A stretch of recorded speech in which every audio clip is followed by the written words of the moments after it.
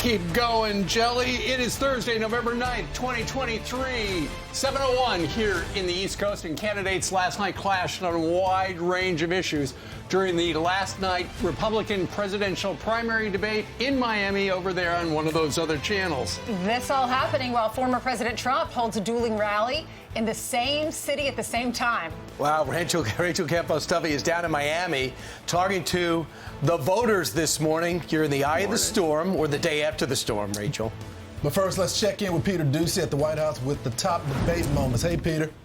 And candidates were taking the stage down in Florida as officials here at the White House were sitting in the Situation Room monitoring those airstrikes on weapons depots in Syria used by the Iranian-paid militias who have been attacking U.S. troops in the Middle East. And no surprise, the candidates on stage not impressed. You harm a hair on the head of an American service member, and you are going to have hell to pay. We are not just going to sit there and let our service members be sitting ducks. And there was some talk about campus protests as well, with Tim Scott threatening to deport some demonstrators. To every student who've come to our country on a visa to a college campus, your visa is a privilege, not a right. Any campus that allows for anti-Semitism and hate, to allow students to encourage terrorism, mass murder, and genocide, you should lose your federal funding today. Chris Christie's argument on the other end of the stage was that he is the only one who has actually done anything about violence towards Jews or Muslims in the U.S. I was appointed by President Bush to be the U.S. Attorney in New Jersey on September 10th, 2001. It takes leadership, Lester, to know how to do this. You must work with both sides. Both sides need to know it, but let us never have a false moral equivalence between Hamas and Hezbollah and the Jewish people. The Jewish people stand for right and justice, and Hamas and Hezbollah stand for death. And then there was Vivek Ramaswamy calling out Ron DeSantis for those internet conspiracies that he's hiding high heels under his boots, and Nikki Haley just for having a young daughter. Do you want a leader from a different generation who's going to put this country first?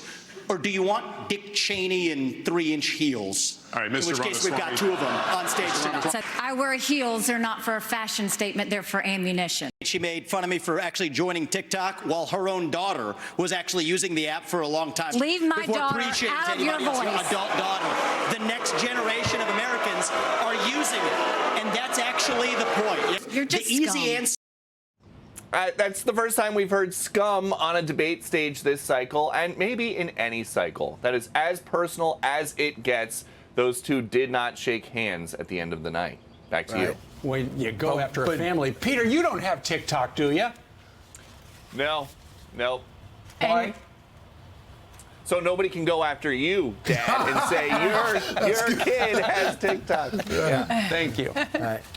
Are you running for president now? Not yet. Peter, has the White House responded at all to the festivities last night in Miami? They were more focused on the Trump rally last night, and so it seems like they were treating the debate with the other candidates, basically the race for second place, as more of an afterthought. They are really starting to hone in on former President Trump and the things that he is saying. Hey, Peter, one thing is electric. It looks like Jill Biden's ex-aide went public on X last night, basically blowing up the Biden re-election campaign, saying that basically they haven't done anything. Two tweets. This Michael LaRosa. It's shameful that Pose's team has allowed this narrative to congeal over the last 2 years. The only people who can help change the people around the president is Jill. It's up to her. They're the same people who got him 4th in Iowa, 5th in New Hampshire, and 2nd in Nevada. So could there be a civil war inside the White House? A message on the outside for people on the inside? What's going on? Well, I've known Mike LaRosa for years. He is somebody who is on the inside here. He's well-liked. I mean, they definitely don't probably like what he's saying right now, but they are in a pickle because essentially what Mike is complaining about is that there are folks with the re-election campaign who are playing essentially a prevent defense, just the same strategy as last time.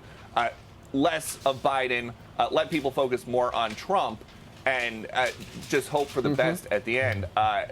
The age aspect of this president is something they cannot avoid, and there are just two dramatically different approaches. Either try to conceal that he's about to be 81 at the end of this month, or just put him out there and hope for the best. Let Jill save him. That's what he's saying. Let Jill lead. So far, his team keeps talking Bidenomics. He's talking about Bidenomics again today.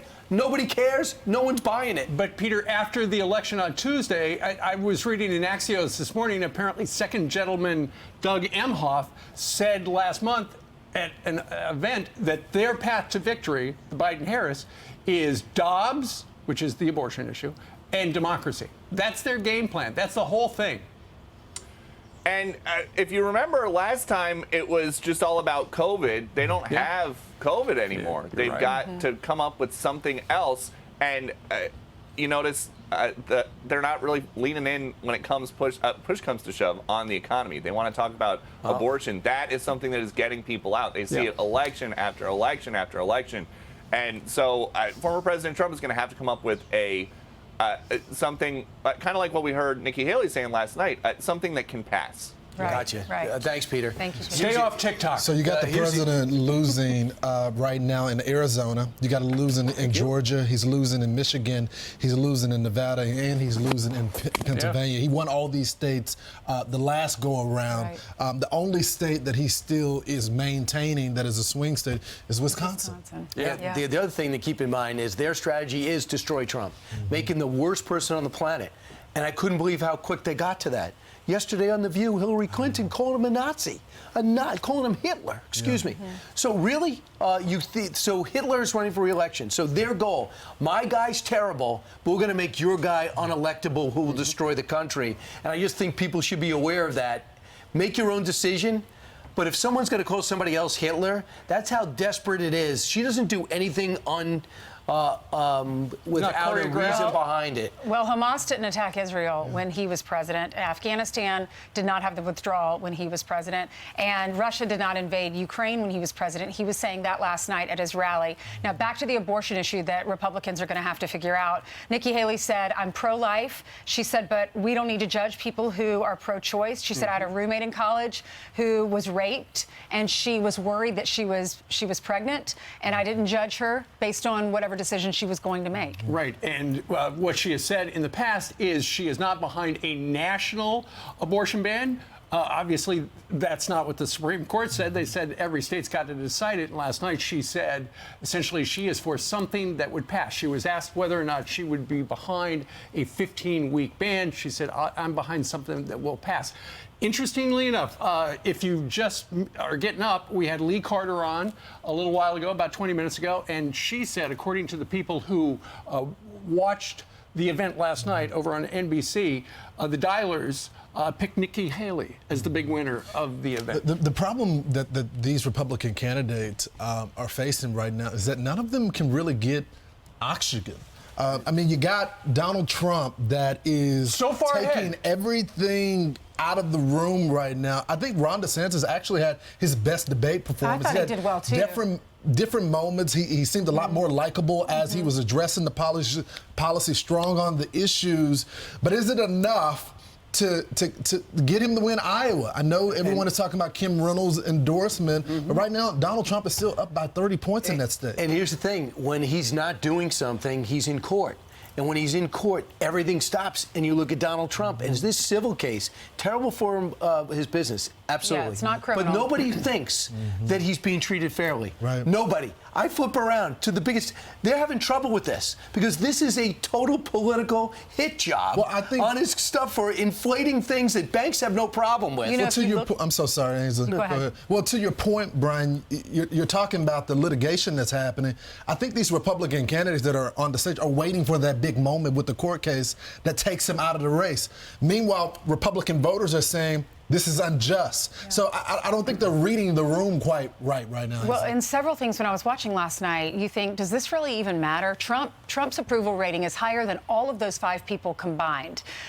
He's going to be he is the front runner, no doubt. DeSantis and Haley, I thought, had winning nights last night for different reasons. I thought she was more defensive. She had to be. She defended her daughter. She defended wearing the high heels. And Vivek was making fun of the 3-inch high heels. She said, actually, they're 5 inches. Right. And she said, and I use them to run and I use them as ammunition, right? Like I can handle more than just 3 inches. Don't you think it's just so personal?